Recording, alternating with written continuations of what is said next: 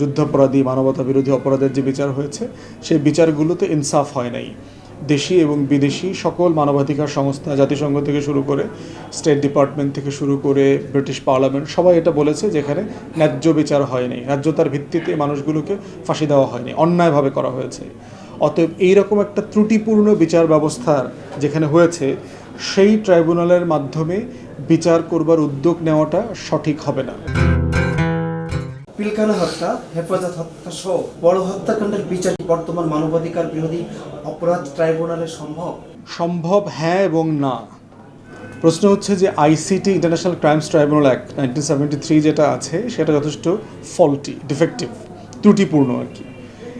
এইটাতে যে বিচারগুলো এর আগে হয়েছে বিএনপি জামাতের নেতাদের এবং অন্যান্য সাধারণ সোকল যুদ্ধাপরাধী মানবতা বিরোধী অপরাধের যে বিচার হয়েছে সেই বিচারগুলোতে ইনসাফ হয় নাই। দেশি এবং বিদেশি সকল মানবাধিকার সংস্থা, জাতিসংঘ থেকে শুরু করে স্টেট ডিপার্টমেন্ট থেকে শুরু করে ব্রিটিশ পার্লামেন্ট সবাই এটা বলেছে যেখানে ন্যায্য বিচার হয়নি, ন্যায্যতার ভিত্তিতে মানুষগুলোকে ফাঁসি দেওয়া হয়নি, অন্যায়ভাবে করা হয়েছে। অতএব এইরকম একটা ত্রুটিপূর্ণ বিচার ব্যবস্থার যেখানে হয়েছে সেই ট্রাইব্যুনালের মাধ্যমে বিচার করবার উদ্যোগ নেওয়াটা সঠিক হবে না। তাহলে সেক্ষেত্রে করণীয় কি? দুটো হতে পারে। একটা হচ্ছে পুরো এই আইসিটি অ্যাক্ট যেটা আছে, এই আইন, ট্রাইব্যুনাল সব কিছু বিলুপ্ত করে দেওয়া, বিলুপ্ত করে দিয়ে জাতিসংঘ সহায়তায় বাংলাদেশের একটা এক্সপার্ট টিম সবাই মিলে একটা নতুন ট্রাইব্যুনাল এবং আইনের ফ্রেমওয়ার্ক তৈরি করা যেতে পারে। এটা করা সম্ভব। সেটাতে নতুন করে বিচার হবে এবং সেক্ষেত্রে জাতিসংঘ এবং পৃথিবীর বিভিন্ন দেশে যে ট্রাইব্যুনালগুলো হয়েছে এই গণহত্যা এবং মানবতা বিরোধী অপরাধের, কসোভোতে হয়েছে, বসনিয়াতে হয়েছে, রুয়ান্ডাতে হয়েছে, বিভিন্ন দেশে হয়েছে, তাদের সাহায্য নেওয়া যেতে পারে। সেক্ষেত্রে জাতিসংঘ আমাদেরকে সাহায্য করবে।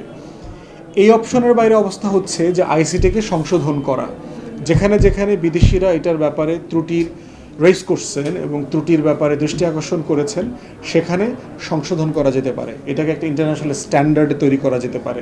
এটার ইনভেস্টিগেশন, এটার প্রসিকিউশন এবং এটা ট্রায়াল প্রত্যেকটা সেগমেন্টে যথেষ্ট রিফর্ম করতে হবে। তা না হলে হাসিনা সহ এই গণহত্যায় যারা যারা জড়িত তাদের বিচার করতে গেলে দেশে বিদেশে সমালোচনা হবে। আমাদের বক্তব্য পরিষ্কার, আমরা প্রতিশোধ, প্রতিহিংসা চাই না। যে জিনিস হাসিনা এবং তার রেজিম করেছে এটা আমরা চাই না। আমরা বিচার চাই, ন্যায্যতার ভিত্তিতে বিচার চাই। আওয়ামী লীগের যে সকল নেতা গ্রেফতার হয়েছেন তাদের ব্যাপারে আমরা বলেছি, সে সালমান এফ রহমান হোক, আনিসুল হক, টুকু হোক, পলক হোক, তারপরে মিলিটারি অফিসার যে ছিল জিয়াউল হাসান, যেই হোক, তারা যে অন্যায়টা করেছে আমাদের উপরে, অন্যায্য মামলা, মিথ্যা মামলা, রিমান্ডে নিয়ে অত্যাচার, নির্যাতন, আয়না ঘরে বন্দি করে রাখা, মাসের পর মাস, বছরের পর বছর, এগুলোর কোনোটার পক্ষে আমরা নই। আমরা চাই তাদেরকে আইনের ভিত্তিতে, ন্যায্যতার ভিত্তিতে বিচার করতে এবং আমরা কনফিডেন্ট তারা যে অন্যায় করেছে তাদের প্রত্যেককে 500, 700, 1000 বছরের সাজা দেওয়া সম্ভব। হাসিনাকে কয়েক হাজার বছরের সাজা দেওয়া সম্ভব। পৃথিবীর ইতিহাসে এত লম্বা সাজা অন্য কাউকে দেওয়া সম্ভব কিনা আমি জানি না।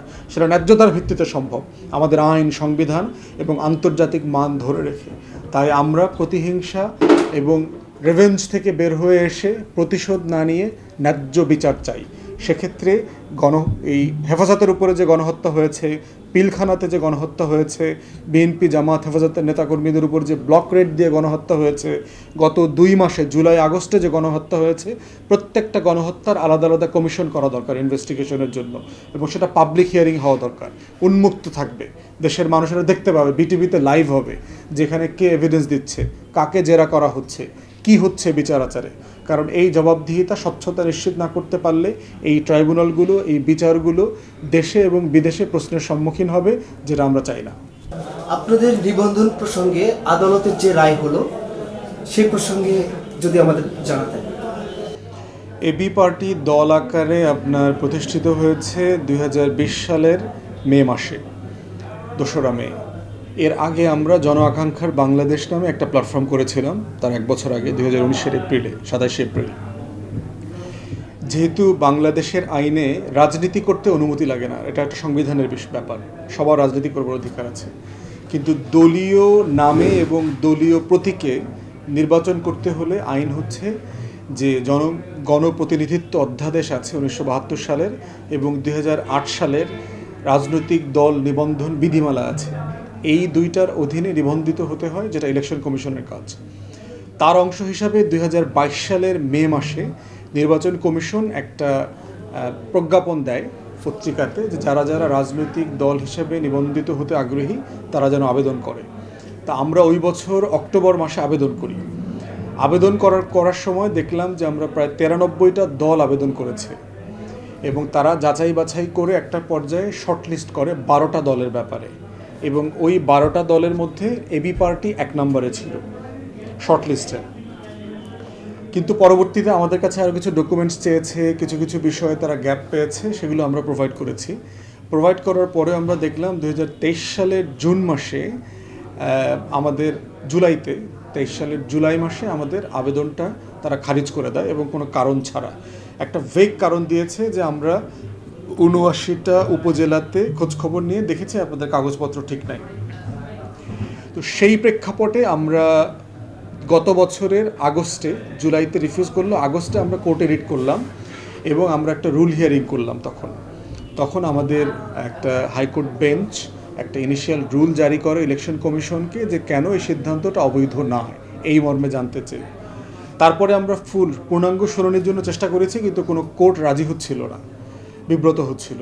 তো যেহেতু এখন এই ফ্যাসিবাদী সরকারের পতন হয়েছে, এখন আমরা ওই শুনানিটা করলাম। গত সপ্তাহে শুনানি হয়ে গেছে এবং আজকে যেটা ছিল সোমবারে রায় ঘোষণার দিন আর কি। তো বিচারপতি নাইমা হায়দার এবং জিনাতারা হকদের বেঞ্চ, সেই বেঞ্চ আমাদের পক্ষে রায় দেয়।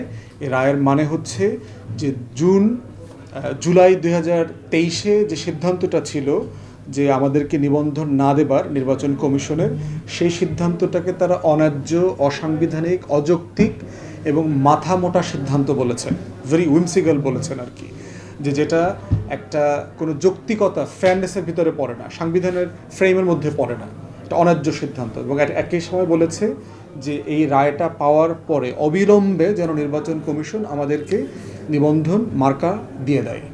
তো আমরা ধারণা করছি যে এই সপ্তাহের ভিতরে আমরা হয়তো শর্ট যে আদেশ আছে, এই আদেশের কপি পেয়ে যাব। এটা পেলে পরে আমরা নির্বাচন কমিশনকে দিব। নির্বাচন কমিশন অবিলম্বে তখন এটার উপরে ভিত্তি করে একটা প্রজ্ঞাপন জারি করবে। এই প্রজ্ঞাপনের মধ্য দিয়ে যেটা হবে যে এবি পার্টি একটা নিবন্ধিত রাজনৈতিক দল হিসেবে আসবে মার্কা সহ। আপনারা কি মার্কাস পছন্দ দিয়েছেন, মানে সিলেক্ট? অ্যাপ্লিকেশন যখন করা হয় তখন 3টা চয়েস দেবার সুযোগ থাকে। তার ভিতরে একটা হচ্ছে আমরা দিয়েছিলাম নোঙ্গর, দ্বিতীয় চাবি দিয়েছিলাম, আর আপেল দিয়েছিলাম। 2টা ভুইফোর সংগঠনকে আপনারা জানেন নির্বাচনের আগে আপনার নিবন্ধন দিয়েছে। তার ভিতরে একটা দলকে ওই নোঙ্গর প্রতীকটা দিয়ে দেওয়া হয়েছে। এখন আমাদের অপশন হচ্ছে যে 2টা আছে, চাবি অথবা আপেল, যে কোনো একটা থেকে আমরা নিব।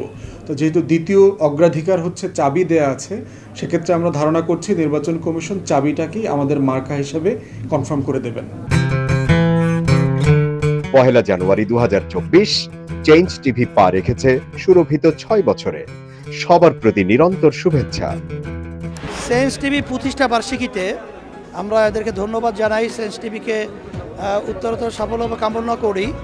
আর সাথে সাথে আমরা বিশেষ করে এদেরকে অনুরোধ করব যেন তারা দেশের পক্ষে এবং বাংলাদেশের জনগণের পক্ষে, ইসলামের পক্ষে, হকের পক্ষে, সত্যের পক্ষে তারা যেন সুন্দর পরিবেশন করতে পারে, এই আশাবাদ ব্যক্ত করি।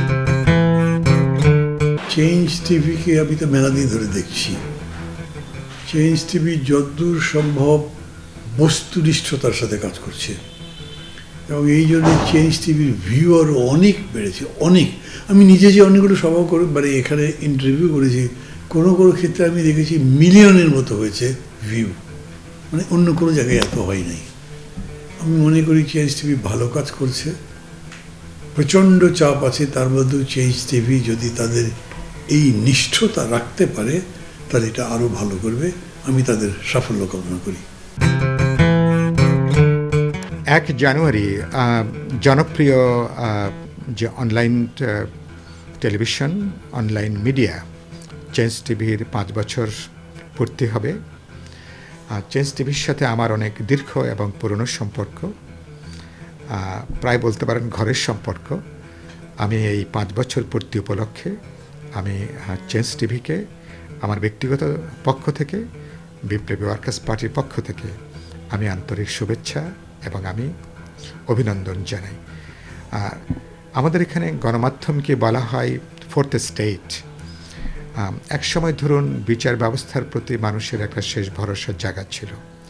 সেই বিচার ব্যবস্থা যখন এখন বিরোধী দলের দমনের একটা প্রতিষ্ঠানে পর্যবসিত হয়েছে, এখন জনগণের পক্ষে বিরোধী দলের জন্য, জনগণের শোষিত নিপীড়িত অংশের জন্য গণমাধ্যমই হচ্ছে এখনো পর্যন্ত শেষ ভরসা। আমাদের এখানে ঐতিহাসিকভাবে গণমাধ্যম বরাবরই জনগণের গণতান্ত্রিক আকাঙ্ক্ষার পক্ষে ছিল।